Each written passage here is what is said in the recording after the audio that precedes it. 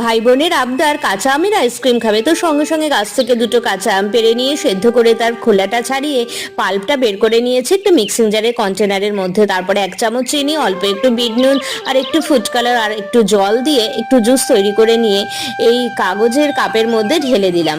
তারপরে ফয়েল পেপারের মাধ্যমে এটা ঢাকা দিয়ে দিলাম আর একটুখানি ফুটো করে স্টিকগুলো দিয়ে দিলাম, মানে আইসক্রিম স্টিকগুলো দিয়ে ওই 2 ঘন্টার মতো ফ্রিজ আপ করে রেখেছি। ব্যাস, তারপরে ফ্রিজ থেকে বের করতেই দেখি বাবা 1টা থেকে 2টোর মতন আইসক্রিম কম আছে। কি ব্যাপার, না ভাই বোন দুজনে মিলেই আর ধৈর্য কুলোচ্ছিল না, সঙ্গে সঙ্গে বের করে নিয়ে আইসক্রিম খেতে আরম্ভ করে দিয়েছে। তখন পুরোটা জমেওনি।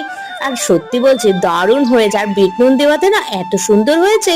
কাঁচা আমের আইসক্রিম গুলো সত্যি দারুণ লেগেছে, ওদেরও ভালো লেগেছে। কেমন হয়েছে বল? খুব সুন্দর হয়েছে। হাস, একটু হেসে বল। খুব সুন্দর হয়েছে।